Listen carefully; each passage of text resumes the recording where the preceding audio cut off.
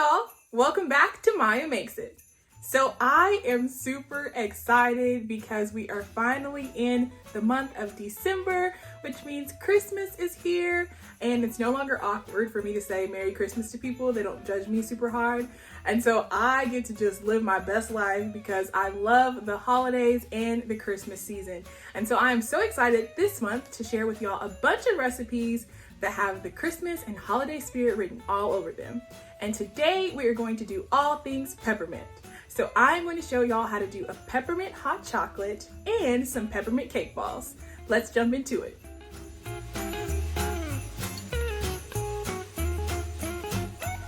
Let's start with the cake balls. So this recipe is super simple, and I'm all about the hacks in the kitchen and making your life the easiest you can. So we're gonna use a store-bought cake mix, and I just grabbed like a white cake mix from the store, and we're gonna follow the package instructions that are listed on the back.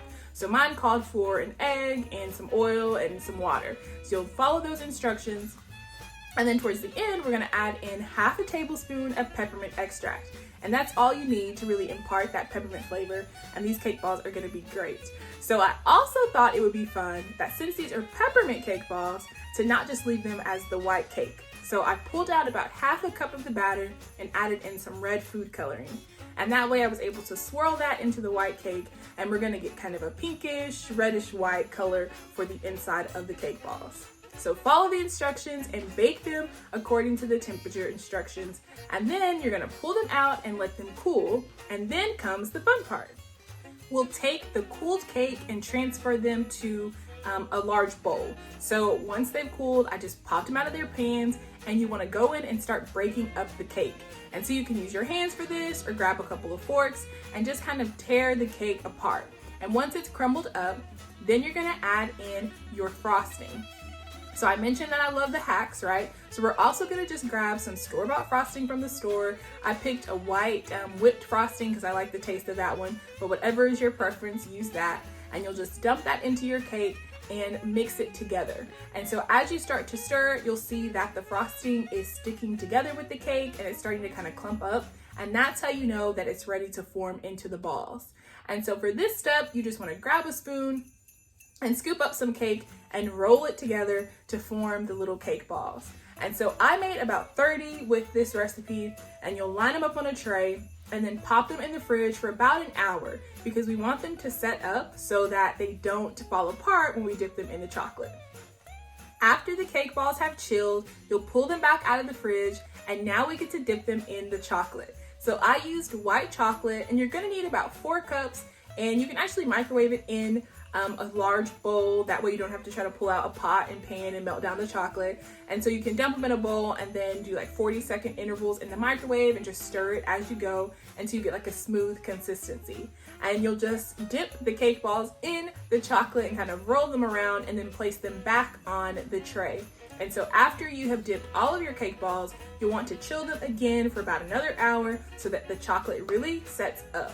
And then I thought it would be fun because these are peppermint balls to kind of sprinkle some peppermint on top. So I just crushed up some candy canes, and actually, well, to do it, I put the candy canes in a bag and then crushed them up with a rolling pin so you can let out a little bit of frustration if you need to. And then you get some cute like crumbled up peppermint pieces. And so I just sprinkled those on top of the cake balls. And that's it. Your cake balls are ready to eat. And I actually have some with me right here because, you know, why not? I figured I could taste them with y'all. Well, y'all might have to use your imagination just a little bit, but they're so cute. So we're going to give them a taste. Let's see.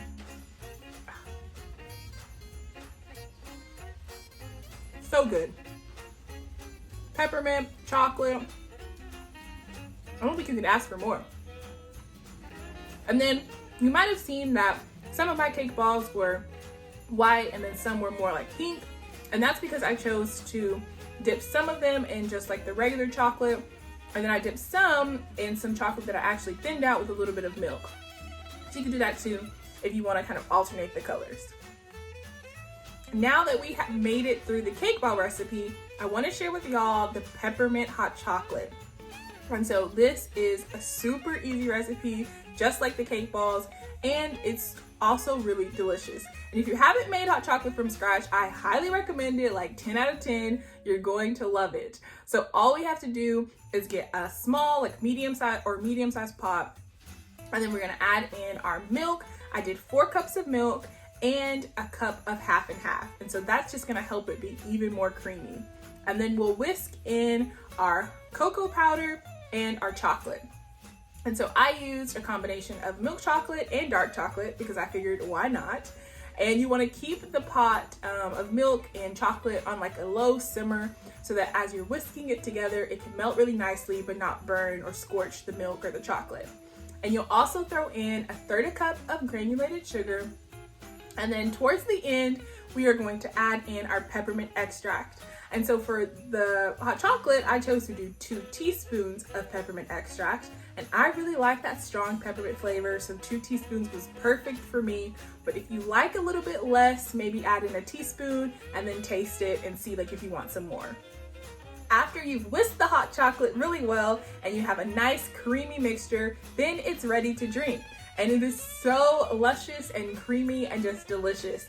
And I topped mine with some whipped cream and a little bit of those chopped peppermints that we had from earlier, and it just made a beautiful presentation. And I feel like now I'm ready to go watch a Hallmark Christmas movie and kick off the holiday season.